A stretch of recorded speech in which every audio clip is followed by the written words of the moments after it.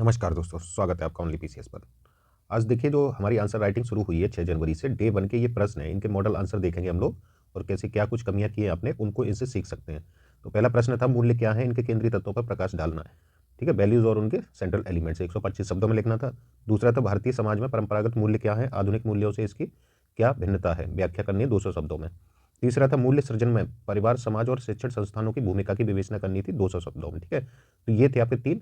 अब इनके model answer देखते हैं और भी चर्चा करते हैं कमियों पे। तो इसमें देखिए हम पहला ये देखते हैं कि मूल्य क्या है और इसके केंद्रीय तत्वों पर प्रकाश डालना। तो ये देखिए 2018 में पूछा गया प्रश्न है, कब का, 2018 का है ये प्रश्न पत्र। तो ये देखिए बुक है जो आपको दी जा रही है, मार्केट में है बुक। तो आप बार बार मॉडल आंसर का भी ये पूछ रहे हैं, तो ऑलरेडी ये देखिए इससे बेटर आपको मॉडल आंसर मिलेंगे ही नहीं। और जो भी चर्चा करेंगे, जो आप गलतियां कर रहे हैं बार बार, क्यों कर रहे हैं, क्योंकि कंटेंट का अभाव है, आप पूरा कंटेंट ही नहीं डाल पा रहे हैं उसमें। तो ऑलरेडी हमने दे रखे हैं आपको ये मॉडल आंसर, और जिनके नहीं होंगे हम उन्हें आपको प्रोवाइड कराएंगे, क्योंकि ये दोबारा से आप इसमें मेहनत कराएंगे। और देखिए जब अब तक जो पूछे गए ना, 2018 से लेकर 2023 तक, वो ऑलमोस्ट लगभग आपका सिलेबस उसमें पूरा कवर हो जाता है। ठीक है, और जो अलग टॉपिक है उनके हम मॉडल आंसर आपको प्रोवाइड करेंगे। ठीक, तो इसमें देख लेते हैं इसका आपने क्या लिखा है, अपना देख लीजिएगा। और जो भी लोग देखिए इस बुक को देखना चाहते हैं, इसके माध्यम से कंटेंट कैसा है वो आप समझ सकते हैं। तो पहले दे देखिए मूल्य क्या है, तो कीवर्ड क्या है आपका, मूल्य। और दूसरा है केंद्रीय तत्व। ठीक है, तो मूल्य वैल्यूज को डिफाइन करना है सबसे पहले। तो आपने देखिए परिभाषा में भी गलती की है। परिभाषा में आप सही गलत का मतलब इस तरीके से निर्णय करा दे रहे हैं, जो कि मूल्यों का काम नहीं होता है, वो इथिक्स का काम होता है। इथिक्स बताता है आपको सही क्या है, गलत क्या है, ये भेद करने में सिखाता है कौन, इथिक्स। उचित अनुचित, सही गलत। तो इस तरीके से ये नीति शास्त्र यानी इथिक्स का काम है, मूल्य का नहीं है। मूल्य क्या है, तो मूल्य देखिए नैतिक सिद्धांत है। क्या है, नैतिक सिद्धांत आस्थाएं और आदर्शों का ये एक समुच्चय होता है। ये क्या होता है, जिसमें समुच्चय टाइप में होता है, जिसमें सब कुछ आ जाते हैं, आदर्श भी आते हैं आपके, सिद्धांत भी आ जाते हैं, प्रिंसिपल्स, और आपके आस्थाएं भी आ जाती हैं, जो कि परंपराएं बोली जाती हैं। ठीक है, तो ये इन सभी का समुच्चय मिला के क्या बोला जाता है, मूल्य। जो व्यक्ति, समाज, संगठन के आचरण, निर्णय और व्यवहार को दिशा प्रदान करते हैं, यानी ये निर्देशित करते हैं आपको मूल्य, कि आप आपका व्यवहार नियंत्रित करेंगे या आपको ये आगे बताएंगे, मार्गदर्शन करेंगे आपका। तो मूल्य ये होते हैं। मूल्य हमारे विचारों, कार्यों और दृष्टिकोण को प्रभावित करते हैं, तो करेंगे मूल्य, क्योंकि मूल्यों के आधार पर ही व्यक्ति की सोच बनती है ना, उसी से इथिक्स बनती है आपकी। मूल्य जो है इस ये जान लीजिए कि मूल्य अगर आपके तैयार है तो मूल्यों से ही सारा इथिक्स कंप्लीट हो जाएगा, क्योंकि यही आपका पूरे सब्जेक्ट का आधार है। मूल्य अगर आते हैं आपसे अच्छे से ना, तो बाकी फिर सब्जेक्ट में कुछ नहीं है। इसमें मूल्यों पर इतनी पकड़ बना लीजिए कि हर यूनिट में आपके मूल्यों का ही आधार लिया जाता है, कि मूल्य बेसिक है, और पूरा स्ट्रक्चर जो खड़ा हुआ है ना पूरे सिलेबस का, वो पूरे मूल्यों के आधार पे ही है। तो मूल्यों को अच्छे से पढ़ना है, और इस वीक में आपके मूल्यों के ही सारे क्वेश्चन मिलेंगे, जितने भी हैं मूल्य आपके डिफाइन होने चाहिए, प्रॉपर डेफिनेशन हो आपके पास, जरूरत क्या क्या होती है देखिए वो समझ लीजिए। फिर आगे बात करते हैं बेसिक जरूरतें क्या होती हैं, कि आपके पास ये मूल्यों की जानकारी हो, सबकी मूल्यों के बारे में पता ही होगा, सत्यनिष्ठा, ईमानदारी और ये नैतिक, इन सबकी परिभाषाएं, एक तो क्या पता हो आपको परिभाषा, और परिभाषा एकदम क्रिस्टल क्लियर हो। ऐसा नहीं है कि ज़्यादा आप अपनी तरफ से बनाएं और उसमें वो हो। यूपीपीसीएस है ये, यूपीएससी में तो चल भी जाता है, लेकिन यूपीपीसीएस ज़्यादातर स्टैंडर्ड परिभाषाओं को ही मानता है। परिभाषाएं हुए, उदाहरण हुए, उदाहरणों का रोल इसमें बहुत इंपॉर्टेंट होता है। बिना उदाहरणों के आपको नंबर नहीं मिलेंगे, क्योंकि पुष्टि नहीं होगी आपके कथन की। ठीक है, तो इस चीज़ को, और डायग्राम, डायग्राम है, फ्लो चार्ट है, ये सारी चीज़ों का उपयोग करना आप जानते हो सही से। ये चीज़ें अगर आपकी कमांड है इन पे, तो फिर इसमें कुछ बचता नहीं है इथिक्स में। ठीक है, तो मूल्य क्या हो गए, अब आगे समझ लेते हैं इसके माध्यम से। तो मूल्य क्या है, मूल्य है आपके नैतिक सिद्धांत, आस्थाएं और आदर्श है, इनका समुच्चय है ये। तो अब बढ़ा के ये लिख दीजिए। तो ये क्या करते हैं, आपको निर्देशित करेंगे, है ना, मार्गदर्शन करेंगे आपका, ये चीज़ है। और देखिए मूल्यों की रही बात, ये तो डेफिनेशन है, इसके आगे अगर हम सीखें चीज़ों को लेकर, ये परिभाषा आपकी हो चुकी है, स्टैंडर्ड परिभाषा है। मूल्य देखिए जो सीखते हैं आप, वो नेगेटिव भी हो सकते हैं और पॉजिटिव भी होते हैं सीखते समय, जैसे परिवार से। अभी आगे क्वेश्चन देखेंगे हम, तो उसमें और डिफाइन कर देंगे चीज़ों को लेकर कि जो मूल्य सीखे जाते हैं वो पॉजिटिव भी, सकारात्मक भी होते हैं, नकारात्मक भी होते हैं। सकारात्मक में जो आपके व्यक्तित्व को दिशा प्रदान करते हैं, नकारात्मक ऐसे जैसे मूल्य होते हैं, जैसे परिवार से सीखेंगे आप। परिवार में आपने देखा होगा, तो परिवार से कभी कभी ये चीज़ें जातिवाद के बारे में, जातिवाद हुआ, रूढ़िवादिता हुई, है ना, तो ये ऐसी चीज़ें देखने को मिलती हैं परिवार से। और श्रेष्ठता की भावना, है ना, तो ये आपके नेगेटिव मूल्य। तो इनको भी अगर आपको डिफाइन करना है ना, तो आपको दोनों ही चीज़ों को सोचना पड़ेगा। एक्चुअल में होता क्या है, जो भी आंसर लिखते हैं उनमें समस्या ये है कि वो एक ही दिशा को लेकर आंसर लिखते हैं। मूल्य जैसे आगे क्वेश्चनों पर चर्चा कर लेंगे और डिटेल में, आपको सारे एंगल उसके क्लियर करने पड़ेंगे, जैसे क्वेश्चन की डिमांड है। यहाँ तो सिर्फ चलिए मूल्य डिफाइन करना था, ये हो गया मूल्य क्या होते हैं। मूल्य दोनों तरीके के हो सकते हैं। जब आप, जैसे मानिए एक मूल्य क्या है, आदर्श हैं, जो प्रथाएं चली आ रही हैं। जब जन्म के बाद कोई बच्चा ऐसा थोड़ी होता है ऊपर से कुछ सीख के आता है, सब कुछ सीखना यहीं से है। तो मूल्य कौन से बन जाते हैं, बहुत सारे विकल्प होते हैं मौजूद। मूल्य वो होती है, अगर दूसरे भाषा में इसको समझा जाए मूल्यों को, तो आप ऐसे समझ सकते हैं कि बहुत सारे विकल्प होते हैं सीखते समय। जब सामाजिकरण होता है किसी बच्चे का, तो सामाजिकरण के दौरान नेगेटिव पॉजिटिव सारी चीज़ें, बहुत सारे विकल्प ऐसे सीखने को मिलते हैं। तो मूल्य वो बनते हैं, जैसे हमारे पास 10 विकल्प हुए, हम किसे प्राथमिकता दे रहे हैं। मानिए आपके पास 10 विकल्प है, उदाहरण के लिए ले लीजिए कि आप कुछ जैसे कुछ खरीदने जाते हैं, है ना। अब आप किसे प्राथमिकता देंगे, मानिए आपको कहीं जाना है, ट्रेवल करना है। ट्रेवलिंग का उदाहरण ले लेते हैं हम लोग कि ट्रेवलिंग में आपको जाना है। अब आप जैसे पैदल चलना चाहेंगे, आपके पास ऑप्शन क्या क्या है, पैदल चलना, और आप साइकिल से भी जा सकते हैं, और किससे जा सकते हैं, कार से भी जा सकते हैं, और आप मेट्रो से भी जा सकते हैं, ट्रेन से भी जा सकते हैं। तो इतने सारे विकल्प मौजूद हैं। अब आप किसको प्राथमिकता देंगे इसमें, आप अपना सब कुछ सोचेंगे कि हमारा बजट है इस प्रकार का कि नहीं हम कार से जाएं या पैदल जाएं, या फिर आप मेट्रो से इस्तेमाल करें या ट्रेन से जाएं। तो इस सारे विकल्पों में आप जिसको प्राथमिकता देंगे तो वही मूल्य होगा आपका। मूल्य क्या है, तो प्राथमिकताएं भी हैं, आप किसको प्राथमिकता दे रहे हैं, बहुत जो जो उपलब्ध विकल्पों में जो जिसे आप प्राथमिकता दे रहे हैं वही आपके मूल्य भी हैं। ठीक है, तो ये इस तरीके से आप इसे डिफाइन कर सकते हैं। थोड़ा सा अपना एंगल सोचने का यहाँ पे चेंज करना पड़ेगा और इस तरीके से चीज़ों को बनाना पड़ेगा। तो ये हो गए। देखिए इस क्वेश्चन में एक समस्या थी जो पूछा गया था 2018 में, तो बनाते समय ये केंद्रीय तत्व जो पूछे गए थे ना, ये सिलेबस में आपके नीति शास्त्र के केंद्रीय तत्व दे रखा है, इसके नीति शास्त्र के केंद्रीय तत्व, लेकिन यहाँ पे मूल्यों के पूछ लिए गए, है ना। तो मूल्यों के केंद्रीय तत्व इसमें सिलेबस में नहीं है, आपके नीति शास्त्र के हैं। तो वो दोबारा कभी ये क्वेश्चन रिपीट नहीं हुआ केंद्रीय तत्वों वाला। अब आगे अगर पूछा जाएगा तो ये नीति शास्त्र के केंद्रीय तत्व पूछे जाएंगे। हो सकता है कि जल्दबाजी में बनाते समय ये चीजें कर दी हो, क्योंकि सिलेबस से ये केंद्रीय तत्व आपको नहीं दिया गया, ये केंद्रीय तत्व दिया है तो नीति शास्त्र का। अब इसके मूल्य के क्या केंद्रीय तत्व होते हैं, तो ये आपको कहीं भी ज्यादा देखने को मिलेंगे नहीं। किसी भी बुक को पढ़ लीजिए आप, कहीं भी ढूंढ लीजिए, ये आपके प्रॉपर तरीके से मिलेंगे ही नहीं केंद्रीय तत्व। तो इसमें देखिए जो केंद्रीय तत्वों में है इसके मूल्यों में, तो यही आपके नीति शास्त्र के भी लगभग लगभग यही होते हैं। तो आपको कहीं भी अगर डालने हो दोनों में ही, तो यही पॉइंट डालने हैं। जैसे नैतिकता है ना, तो सही और गलत का भेद करने को स्पष्ट करती है नैतिकता। जैसे महात्मा गांधी ने सत्य और अहिंसा का पालन किया, तो उदाहरण आपको प्रत्येक पॉइंट के साथ में डालना है और इसे अंडरलाइन कर देना है। और जैसे इसके नीचे केंद्रीय तत्वों के नीचे ही डायग्राम अगर फ्लो चार्ट बनाना हो, तो इस तरीके से आप दिखा के एरो सारे ये पॉइंट लिख सकते हैं। फिर इनको इस तरीके से हेडिंग से क्या करना है, एक्सप्लेन कर देना है उदाहरण के साथ। सामाजिक मान्यता, सोशल रिकॉग्निशन, समाज में सम्मान और स्वीकृति प्राप्त करने का माध्यम है ये मूल्य। जैसे मदर टेरेसा, उदाहरण आपको समय देना है। और ये यही इसी बुक की यही खासियत है कि आपको उदाहरण बहुत सारे पॉइंटों के साथ सब कुछ मिलेगा। तो मदर टेरेसा को उनकी सेवा और सम्मान के लिए जाना जाता है। ठीक है, इनके बारे में जानते ही होंगे। व्यक्तिगत आस्था, व्यक्ति की आस्थाएं और विश्वास, जैसे अब्दुल कलाम आज़ाद, उन्होंने अपनी जिम्मेदारियों को गंभीरता से निभाया, तो उन्हें उनके प्रति आस्थाएं लोगों में और विश्वास देखे ही होंगे, है ना। एक अलग ही दृष्टिकोण था उनका। चौथा देखिए पॉइंट, संस्कृति और परंपरा। तो ये वाला है, जैसे संस्कृति परंपरा में समाज के नैतिक और सांस्कृतिक आदर्श होते हैं। जैसे नेल्सन मंडेला का उदाहरण दे दिए, करुणा और सहानुभूति के मूल्यों को पुनर्जीवित किया इन्होंने। प्रेरणा हो गई, मोटिवेशन, तो ये व्यक्ति को उनके उद्देश्यों को प्राप्त करने के लिए प्रेरित करते हैं। जैसे मार्टिन लूथर किंग जूनियर ने न्याय और समानता के लिए संघर्ष किया है। तो ये हर पॉइंट के साथ में उदाहरण आपको देना, यही आपके मार्क्स बढ़ाते हैं। ठीक है, तो ये आपका निष्कर्ष देखिए, आपको निष्कर्ष इस तरीके से देना है।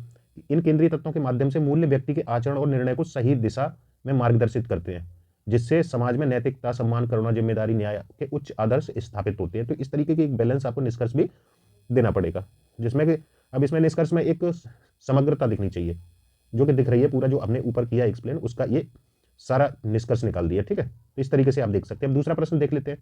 अब दूसरा प्रश्न देखिए, ये आपका ये भी देखिए 2020 में पूछा गया है। जो आप मॉडल आंसर मांग रहे हैं हम ऑलरेडी दे चुके हैं आपको। ये बुक आपको मार्केट में मिल जाएगी, ओनली पीसीएस की है, इसको आप ले सकते हैं। नहीं मिले तो आप इस नंबर पे कांटेक्ट कर सकते हैं 8527434727 पे। ठीक है, और जो भी ज्वाइन करना चाहते हैं आंसर राइटिंग मंथली, वो इसी पे नंबर पे संपर्क कर लें। अब मूल्य सृजन में परिवार, समाज और शिक्षण संस्थानों की भूमिका की विवेचना करनी है। 200 शब्दों में ये करना था आपको। ठीक है, अब देखिए पहले मूल्यों का परिचय देना है, मूल्य क्या होते हैं। फिर सृजन में परिवार, समाज, इन तीनों को अलग अलग दिखा देना है। मूल्य क्या होते हैं, जो किसी व्यक्ति के नैतिक और ये नैतिक, ये इसको हटा दीजिए शब्द को, ये रिपीट हो गया है। नैतिक दिशा निर्देश होते हैं ये, उनके सृजन में परिवार, समाज, शिक्षण संस्थानों का महत्वपूर्ण योगदान होता है। ये संस्थान व्यक्ति के जीवन में महत्वपूर्ण प्रभाव डालते हैं, उनके आचरण और व्यवहार को आकार भी देते हैं ये। तो इस तरीके से एक संक्षिप्त परिभाषा दे दी जाए। यहाँ थोड़ा सा डिफरेंट इसलिए लिखा है, ये एक तारतम्य भी बना होना चाहिए। तो मूल्यों की डेफिनेशन ऊपर जो थी, ऊपर डेफिनेशन वाली यहाँ भी दे सकते हैं। अगर एक ही प्रश्न पत्र में सेम दो प्रश्न तो रहते नहीं है, जैसे मूल्यों को बार बार डिफाइन करा है ना, तो आप ऊपर वाली परिभाषा को ही वरीयता देंगे। ठीक है, दोबारा से रिपीट जो करनी है अगर सेम है तो आप इस तरीके से थोड़ा सा अपना डायमेंशन बदल के उसको, जो भी एंगल है अपना सोचने का, तो उस तरीके से आप उसमें चेंज लाएंगे, क्योंकि सेम चीज़ें नहीं होनी चाहिए कि प्रश्न पत्र में, और सेम ही आपका जो शैली है लिखने की वो नहीं हो जाए, जो आपकी प्रेजेंटेशन की शैली होती है, जैसे आप सारे क्वेश्चन पॉइंटों में ही लिख दें या सारे आप फ्लो चार्ट बना के ही दिखा दें। तो थोड़ा सा विविधता, देखिए हर व्यक्ति पसंद करता है विविधता को, एक ही काम को बार बार करेंगे तो आप भी बोर हो जाएंगे। अब एग्जामिनर है, कॉपियां चेक करेगा, तो एक ही शैली पे लिखी होंगी तो उसे क्या लगेगा कि सब इसमें कुछ विविधता ही नहीं है, क्योंकि समस्याएं आपको फेस करनी है अधिकारी बनने के बाद, तो समस्या कोई एक तरह की नहीं होती है। अगर आपको डील करना है तो इसके लिए आपको क्या आना चाहिए, विविधता आपके प्रश्नों में भी झलकनी चाहिए। ठीक है, तो इसमें देखते हैं, ये मूल्य हो गया। अब परिवार, समाज और शिक्षण संस्थानों की भूमिका बतानी है, विवेचना करनी है। विवेचना में क्या होगा, नेगेटिव पॉजिटिव दोनों ही चीजें डाली जाती हैं, याद रखिए, नेगेटिव और पॉजिटिव दोनों ही चीजें विवेचनाओं में देनी होती है। पॉजिटिव ज्यादा रखिए लेकिन नेगेटिव थोड़ा बहुत दिखाने है, उसके बैलेंस वेटेज किसको देना है, पॉजिटिव को, लेकिन दो दो तीन तीन पॉइंट आपको नेगेटिव में भी दिखा देने हैं। तो चलिए, परिवार की जैसे भूमिका क्या होती है, तो प्रारंभिक क्या होता है, समाजीकरण होता है। ये परिवार से ही व्यक्ति का, कहाँ से शुरू होता है, परिवार से। और देखिए इसमें जैसे शुरुआत करते समय एक काम और कर सकते हैं आप, जैसे इसमें और भी चेंज लाना चाहें तो एक काम कर सकते हैं, जैसे एपीजे अब्दुल कलाम जी की जो पंक्तियां हैं उनको आप कोट कर दीजिए। सबसे बढ़िया देखिए होता है कि या तो परिभाषा से शुरू करिए, इंट्रो को परिभाषा ऊपर बताई दी गई है, वो प्रॉपर परिभाषा है जो स्टैंडर्ड होती है। दूसरा, आप किसी उद्धरण या कोटेशन से शुरू कर सकते हैं जो इस पे एकदम सटीक बैठता हो। जैसे एपीजे अब्दुल कलाम जी ने बोला था, इसके बारे में कोटेशन है कि अगर अगर देश को भ्रष्टाचार मुक्त और सुंदर बनों का बनाना है तो उसमें तीन लोग महत्वपूर्ण भूमिका निभाते हैं। कौन कौन से बताए थे, माता, पिता और शिक्षक, है ना, और कोट कर दीजिए एपीजे अब्दुल कलाम। तो इस तरीके से आप कोटेशन के साथ भी अपना परिचय दे सकते हैं, तो वो और अट्रैक्टिव होता है, तो उससे विविधता और आएगी। ठीक है, तो ये इनसे सारी चीजें आ गई। देखिए माता पिता आपके परिवार से आ गए, यानी प्राथमिक स्कूल किसको बोला गया है, परिवार को, और शिक्षक किसको बोला गया है, प्राथमिक तो माता को, दूसरे पिता को, फिर शिक्षक आई जाते हैं शिक्षण संस्थानों में भूमिका। तो इसमें लगभग सब कुछ समाहित हो गया जो इसने पूछना चाहा है यहाँ पे। तो इस तरीके से भी आप इसे लिख सकते हैं। आगे देखिए प्रारंभिक समाजीकरण में, जैसे ये तो लिखा है हेडिंग, लेकिन ये सब वहां नहीं लिखनी है आपको, ठीक है, वहां सीधे से समाजीकरण में ये आ जाना है। परिवार व्यक्ति का पहला सामाजिक समूह होता है जहां उसे नैतिकता, आदर्श, मूल्यों का प्रारंभिक ज्ञान मिलता है। अब इसमें एग्जाम्पल दे दीजिए, देखिए यहाँ दो दो एग्जाम्पल आपको दे दिएगा, इसीलिए कि आप एक भूल जाएंगे तो एक तो याद रहेगा। जैसे महात्मा गांधी की जो माता थी पुतलीबाई का इनके जीवन पर प्रभाव था, उनसे ही इन्होंने सत्य और अहिंसा के मार्ग पर चलना सीखा था गांधी जी ने, तो परिवार से ये मूल्य सीखे। ठीक है, माता की भूमिका मिली इसमें। दूसरा उदाहरण दे दीजिए इसमें नेल्सन मंडेला का, अगर एक तो याद ही रहेगा। ठीक है, दो दो यहाँ दिए जा रहे हैं। नेल्सन मंडेला के परिवार ने उन्हें न्याय और समानता के लिए संघर्ष करने की प्रेरणा दी, तो ये देखिए परिवार से ही मिल रहा है ना मूल्य। तो उदाहरण का विशेष महत्व होता है, उदाहरणों पर फोकस करना है। साथ ही ऊपर महत्व भी थोड़ा सा दिखा दीजिए, इससे व्यक्ति की नैतिकता और सामाजिकता की नींव मजबूत होती है। क्या होती है, नैतिकता और सामाजिकता की नींव भी मजबूत होती है। तो ये और भी महत्व आप लिख सकते हैं, ये तो शॉर्ट में आपको बता दिया गया क्योंकि इतना स्पेस नहीं होता है प्रश्न में। दूसरा देखते हैं नैतिक मार्गदर्शन। दूसरा नैतिक मार्गदर्शन में क्या देना है, व्याख्या देनी है। परिवार नैतिकता और अनुशासन का पहला शिक्षक होता है। ठीक है, परिवार। उदाहरण देख लीजिए, अब्दुल कलाम के परिवार ने उन्हें ईमानदारी, मेहनत और अनुशासन सिखाया था। तो ये आ गए शब्द। ठीक है, इतने एग्जाम्पल हैं, आप जीवन में नहीं भूलेंगे अगर इस बुक को पढ़ लिया तो। ये हो गया एग्जाम्पल। दूसरा एग्जाम्पल मदर टेरेसा का फिर मिल गया, परिवार ने उन्हें सेवा भावना को प्रोत्साहित किया। तो तीसरा उदाहरण भी देख लीजिए, अगर आईएएस अधिकारी का देना है तो अंजलि यादव, जिन्होंने अपने पारिवारिक मूल्यों के आधार पर आदिवासी क्षेत्रों में शिक्षा और स्वास्थ्य सेवाओं को सुधारने का प्रयास किया। अब आप सोचेंगे उदाहरण कहाँ से मिलेंगे, तो ये उदाहरण ऑलरेडी यहाँ पे तीन तीन दिए जा रहे हैं, दो दो दिए जा रहे हैं, तो ये इतने इकट्ठे हो जाएंगे इस बुक में आपके पास कि उदाहरणों के लिए दौड़ना नहीं पड़ेगा। बस आपको करना क्या, 15 से 20 उदाहरण आप करंट के और याद कर जाइएगा, जिनको हम प्रोवाइड करा देंगे लास्ट में। तो 4-6 एग्जाम्पल वहाँ से दे दीजिए उदाहरणों के, और बाकी के यहाँ से कोट करिए, क्योंकि ये भी रहेगी उदाहरणों में भी विविधता रहे आपकी। कुछ आईएएस अधिकारियों के लिए, कुछ इंपोर्टेंट पर्सनैलिटी जो दी जा रही है यहाँ पे, कुछ और दे दीजिए एनजीओ वगैरह के। तो इस तरीके से यहाँ पे सब मिलेंगे आपको। तो और क्या है महत्व दे उसका यहाँ दिया ही जा रहा है कि इससे व्यक्ति को सही गलत के प्रति समझ विकसित होती है। भावनात्मक समर्थन मिलता है परिवार से, जैसे परिवार व्यक्ति की भावनात्मक समर्थन और सुरक्षा प्रदान करता है। उदाहरण देखिए रविन्द्रनाथ टैगोर का दिया है, उन्होंने साहित्य और कला अपने कौशल अपने कहाँ से सीखा, परिवार से। दूसरा देखिए ये है बगंगरी मथाई, इन्होंने परिवार से उन्हें पर्यावरण संरक्षण के लिए प्रेरित किया। अब महत्व है, इससे व्यक्ति के आत्मविश्वास और सामाजिक दायित्व की भावना में वृद्धि होती है। अब समाज की भूमिका देख लीजिए, जैसे सामाजिक मान्यताएं और परंपराएं। तो ये है आपकी सामाजिक मान्यताएं और परंपराएं। समाज में व्याप्त मान्यताएं, परंपराएं व्यक्ति के मूल्य सृजन में महत्वपूर्ण भूमिका निभाते हैं। देखिए यहाँ पे क्या है, ये थोड़ा सा डिस्क्रिप्टिव कर दिया गया आपके समझाने के लिए। आपको जो पॉइंट लिखने हैं वो शॉर्ट में लिखने हैं, जितना हो सके कोशिश करिए, क्योंकि स्पेस इतना नहीं रहता है, क्योंकि यहाँ आपको समझाने के पर्पज से लिखी गई हैं कुछ चीज़ें। जैसे भारतीय समाज में सहिष्णुता और सामूहिकता पर जोर दिया जाता है, और जापानी समाज में देखेंगे अनुशासन और कड़ी मेहनत। भूटानी समाज में आप देखेंगे तो आपको क्या मिलेगा, पर्यावरण के प्रति प्रेम देखने को मिलेगा। वहीं देखेंगे आप न्यूजीलैंड के समाज में, तो वहाँ ईमानदारी जैसी, सत्यनिष्ठा जैसी चीज़ें आपको देखने को मिलती है। महत्व क्या है इसके, व्यक्ति के सामाजिक आचरण में सहयोग और सामंजस्य बढ़ता है इससे। तो कुछ कुछ पॉइंट इस तरीके से आप डाल दीजिए, उसी में शॉर्ट शॉर्ट करके इनको चीज़ों को, और विद एग्जाम्पल इनको समझा दीजिए चीज़ों को। और सामाजिक प्रथाएं कुछ होती हैं, जैसे धार्मिक सांस्कृतिक संस्थाएं व्यक्ति का नैतिक शिक्षा प्रदान करती हैं। जैसे उदाहरण रामकृष्ण मिशन और अन्य सामाजिक संगठन नैतिकता और सेवा भाव को बढ़ावा देते हैं। दूसरा उदाहरण देख लीजिए, इस्लामिक कल्चर सेंटर, जो समुदाय में नैतिक और धार्मिक शिक्षा प्रदान करते हैं, है ना। जो भी उदाहरण है आपके पास दे सकते हैं। महत्व क्या है, इससे व्यक्ति के नैतिक और आध्यात्मिक विकास में सहायता मिलती है। अगला पॉइंट है समुदाय और पड़ोस। इसमें देखिए क्या होता है, व्यक्ति का समुदाय और पड़ोस उसके सामाजिक व्यवहार को प्रभावित करता है, वो तो करेगा ही, है ना। उससे ग्रामीण समुदायों में आपसी सहयोग और सहायता की भावना बढ़ती है। अगले एग्जाम्पल में दे सकते हैं, शहरी क्षेत्रों में अपार्टमेंट, स्थानीय समितियां सामुदायिक जीवन को प्रोत्साहित करती हैं, और इससे व्यक्ति में सामाजिक जिम्मेदारी, सहयोग की भावना विकसित होती है। शैक्षणिक संस्थानों की क्या भूमिका है, औपचारिक शिक्षा। शिक्षण संस्थान व्यक्ति को औपचारिक शिक्षा के माध्यम से नैतिकता और मूल्यों का ज्ञान प्रदान करते हैं। जैसे स्कूलों में नैतिक शिक्षा के पाठ्यक्रम दिए जाते हैं ना, उससे नैतिक शिक्षा सीखने को मिलती है। विश्वविद्यालयों में नैतिकता और शिक्षा पर सेमिनार आयोजित होते हैं, कार्यशालाएं आयोजित होती हैं, खेलकूद आयोजित होते हैं, तो उससे बहुत सारे मूल्य सीखते हैं आप। थोड़ा सा अपना भी इनोवेशन रखिए इसमें। खेलकूद सीखते हैं तो उससे क्या होगा, टीम भावना आती है, यानी नेतृत्व की भावना। तो नेतृत्व जैसे मूल्य आप सीखते हैं। तो इस तरीके से आप कुछ पॉइंट अपनी तरफ से भी ऐड करिए, जो जो ये प्रैक्टिकल वे में यहाँ से सब गुजर चुके हैं इन तीनों क्षेत्रों से। तो आप खुद अपना एग्जाम्पल देखिए कि आपने क्या क्या सीखा वहाँ से, ठीक है। तो कुछ प्रैक्टिकल वे में भी यहाँ से डालिए, इससे व्यक्ति के ज्ञान और नैतिकता में वृद्धि होती है। ये सब चीज़ें हैं जहाँ पॉइंट हों डालने का, रिपीटेशन मत करिएगा। विचारों का आदान प्रदान होता है। शिक्षण संस्थान व्यक्ति को विभिन्न विचारधाराओं और दृष्टिकोण से अवगत कराते हैं। विश्वविद्यालयों में विभिन्न विषयों का अध्ययन और बहस होती है ना। तार्किकता जिससे आती है, तार्किकता जैसे मूल्य मिलते हैं। तो ये चीज़ें आपको आधुनिकता, तार्किकता, इस तरीके की चीज़ें आपको, सामंजस्यता। कॉलेज में विभिन्न सामुदायिक मुद्दों पर चर्चा, डिबेट, प्रयोगशालाएं, तो इससे ये सब सीखने को मिलता है। तो आलोचनात्मक सोच बढ़ती है यहाँ से, व्यापक दृष्टिकोण विकसित होता है। और जो आपकी आलोचनात्मक सोच हो गई, साइंटिफिक सोच हो गई, है ना, तो इस तरीके की यहाँ से चीज़ें मिलती हैं। व्यक्तिगत विकास होता है शैक्षणिक संस्थानों की सहायता जो करते हैं। तो खेलकूद और सांस्कृतिक गतिविधियों के माध्यम से छात्रों में टीम वर्क आ गया, यहाँ पे नेतृत्व जैसे गुणों को विकास होता है। अब यहाँ पे शॉर्ट में लिखिए इसको, है ना, पॉइंटों में जो भी लिखना हो आपको।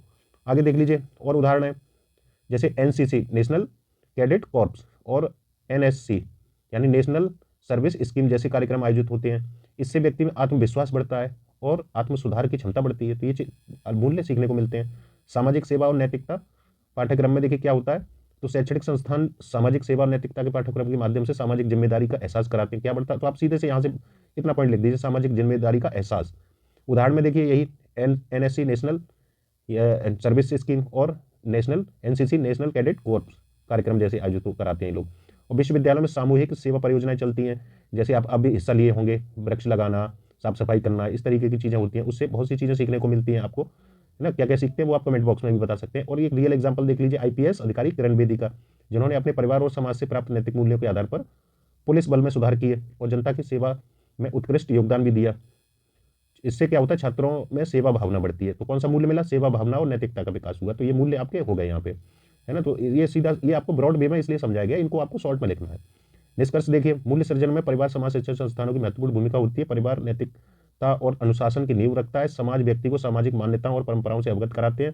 शिक्षण संस्थान व्यक्ति के नैतिक और बौद्धिक विकास में सहायक होते हैं। इन सभी संस्थानों का संयुक्त प्रयास से व्यक्ति के जीवन में नैतिकता और मूल्य समृद्ध होते हैं, जो उसे एक बेहतर नागरिक और समाज का सदस्य बनने में मदद करते हैं। कुछ देखिए यहाँ पे अतिरिक्त सामग्री भी दी गई है इस बुक में। परिवार की और भूमिका बता दी गई है, और एग्जाम्पल है महात्मा गांधी की माता की जी के बारे में ये बताया ही है, नेल्सन मंडेला, अब्दुल कलाम आजाद। तो अलग से भी ये एग्जाम्पल सबके दे दिए गए आपको, समाज से संबंधित, और ये 7-7 एग्जाम्पल आपको अलग से दिए गए। समाज के हैं तो ये अलग से 6-6, 7-7 एग्जाम्पल यहाँ पे जोड़ दिए गए। शैक्षणिक संस्थानों की भूमिका के एग्जाम्पल आपको अलग से जोड़ दिए गए, कौन कौन से क्या क्या रोल निभाते हैं। तो इन चीज़ों के माध्यम से आपको कुछ बचेगा नहीं, इतनी चीज़ें हो जाती है। अब तीसरा प्रश्न देख लेते हैं। एक चीज़ की इस प्रश्न में देखिए कमी है, जो यहाँ पे व्याख्या दी है वो आप समझ लीजिए कैसे है। इसमें विवेचना करनी है आपको। तो देखिए इसमें परिवार और समाज और शिक्षण संस्थानों से कुछ कुछ ऐसा नहीं, सारे पॉजिटिव, यहाँ पे जितने थे बात हुई हमारी पॉजिटिव मूल्यों की, सकारात्मक मूल्यों की। लेकिन इसमें नकारात्मक मूल्य भी जुड़ते हैं, जो साथ साथ में आपको नकारात्मक मूल्य भी बताने हैं, जैसे परिवार से आपके जातिवाद, रूढ़िवाद, पितृसत्तात्मक सोच, जैसे महिलाओं को के प्रति देखिए जो भी होते हैं मूल्य सीखते हैं आप। तो ऐसे मूल्यों के 2-2 3-3 एग्जाम्पल भी सबके, तीनों ही चीज़ों के, परिवार, समाज के, शिक्षण संस्थानों के आप 2-2 3-3 मूल्य भी यहाँ ऐड करने हैं।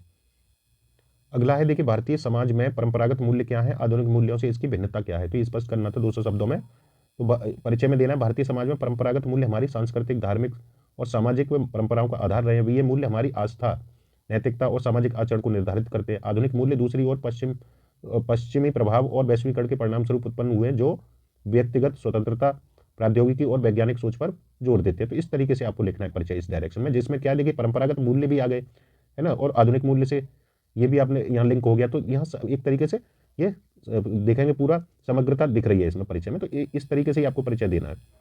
परंपरागत मूल्य देखिए जैसे परिवार और सामूहिकता, महत्व देख बता दीजिए इसका। ये हेडिंग नहीं डालनी है आपको, सीधे लिखना है चीज़ों को और शॉर्ट करके इसको। भारतीय समाज में परिवार और सामूहिकता का महत्व है। परिवार को ये लाइन नहीं लिखनी है ज़्यादा, है ना। तो इस तरीके से महत्व तो आप बता ही रहे।